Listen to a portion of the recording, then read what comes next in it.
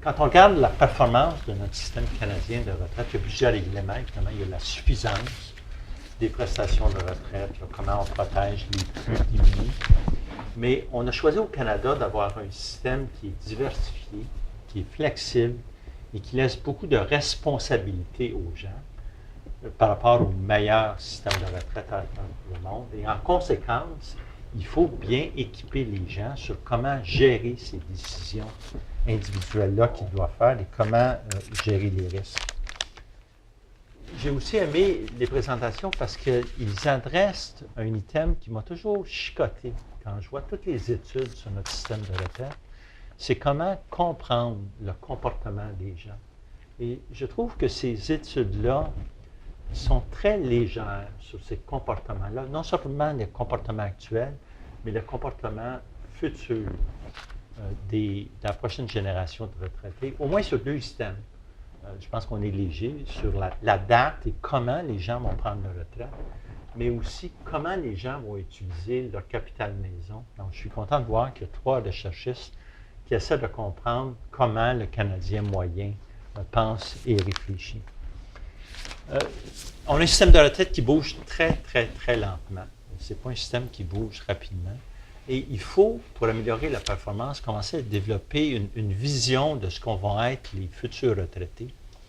Et on commence à savoir des choses.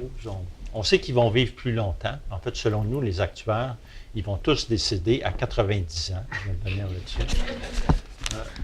On sait aussi qu'ils vont se dépendre beaucoup plus que de l'épargne personnelle que ma génération de retraités. Et la raison pour laquelle je le dis, ça, c'est que les employeurs se déresponsabilisent de la responsabilité de retraite. Alors, ils vont devoir remplacer avec leur propre épargne ce que les employeurs ne veulent pas faire.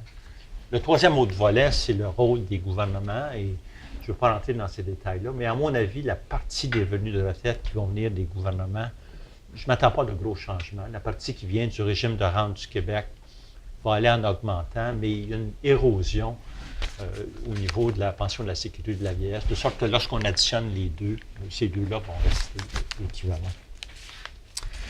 Alors, nos futurs retraités, lorsqu'ils vont prendre la retraite, vont faire face à des risques importants, de gros risques reliés sur comment utiliser leur capital de retraite qu'ils ont dans leur propre épargne personnelle. Alors, c'est-à-dire comment investir ce capital-là et comment retirer ce capital-là, le transformer en revenu de retraite. Mais ils font face aussi à des risques importants, dont les 3 enjeux qu'on a discutés, c'est-à-dire quoi faire avec ma maison, est-ce que j'ai des soins de longue durée, et moi je vais étendre le risque des soins de longue durée à le risque de financer les soins de santé qui sont aussi importants.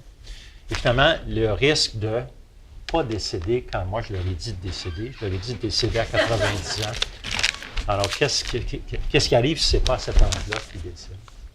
Dans la première présentation, il y a un mot intéressant que j'ai noté, que je n'avais jamais utilisé, puis que je vais utiliser dans mes conférences. C'est riscophobie. Alors, c'est un nouveau mot. Le commentaire que je vais faire là-dessus, je crains, quand on analyse le système de retraite, qu'on surestime la capacité des retraités à prendre des risques. Je pense qu'on pense qu'ils sont plus peureux qu'ils le sont vraiment. Moi, je suis un observateur. Ce que j'observe des retraités, d'abord, ils n'achètent pas de rente viagère. À mon avis, les achats de rente viagère sont moins élevés que ce que tu as mentionné comme chiffre. Il y a des problèmes de comptabilité. Et ça, ce n'est pas nouveau. Les retraités n'ont jamais voulu acheter de rente viagère. S'ils étaient peureux, c'est le meilleur produit pour réconforter un peureux, puis ils ne le font pas. Quand on regarde les placements qu'ils font dans des rives, bon, il y a peut-être moins d'actions que quand ils sont actifs, mais il y a beaucoup de placements risqués. Donc, on n'est pas conforme avec une vision que les retraités sont peureux.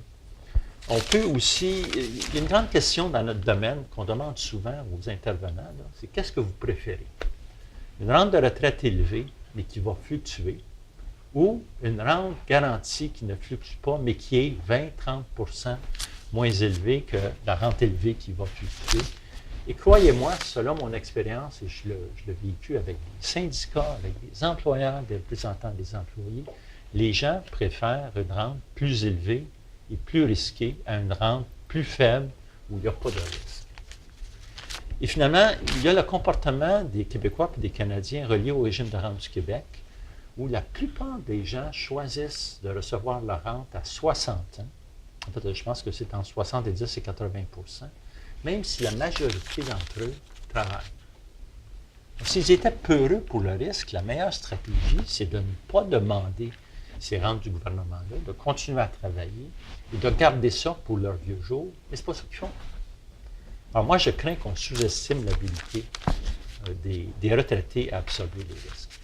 Maintenant, le risque de ne pas décéder quand je l'ai dit de décéder, il y a des développements majeurs qui se produisent dans les gens qui essaient d'influencer les politiques publiques. Alors d'abord, il y a une campagne au niveau du report de la rente du régime de rente du Québec et de la pension de la sécurité de la vieillesse. On peut choisir quand est-ce qu'on la reçoit. Alors, il y a beaucoup qui font la promotion d'étendre ce rapport-là à 75 ans et de mieux éduquer les Québécois là-dessus. De sorte que si finalement les Québécois écoutent les experts comme moi et choisissent de recevoir leur rente à 75 ans, à mon avis, le risque de longévité disparaît à peu près complètement. Parce que si on suit cette stratégie-là, et les montants de rente sont ajustés, les gens vont recevoir à peu près 80 % de leur revenu à 75 ans s'ils choisissent de reporter. Et ce montant-là est pleinement protégé contre le risque de vivre trop longtemps et aussi protège complètement contre le risque d'inflation. Alors, à mon avis, il y a de bonnes chances que le risque de longévité, il y a un outil super efficace pour le rencontrer. Il y a d'autres outils qui sont en développement. Alors, le premier, c'est de permettre l'utilisation de ce que je vais appeler des rentes différées. On sait que les gens ne veulent pas acheter des rentes immédiates, mais est-ce qu'on peut leur offrir une rente qui, au lieu de commencer à 65 ans, commencerait à 85 ans? Alors, on ferait cet achat-là à 65 ans. Le prix est beaucoup plus bas. Et moi, je pense que ça adresserait un risque important des gens. Et ce risque-là, c'est le risque d'être incapable de gérer son capital. En fait, je regarde ma situation personnelle. Là. Moi, ce qui me terrorise, là, c'est que je vais commencer à devenir incapable et je ne le réaliserai pas. Il va falloir que mes enfants s'occupent de mes finances. Alors, si je peux acheter une rente qui commence à 85 ans, je ne transférerai pas ce fardeau-là à mes enfants.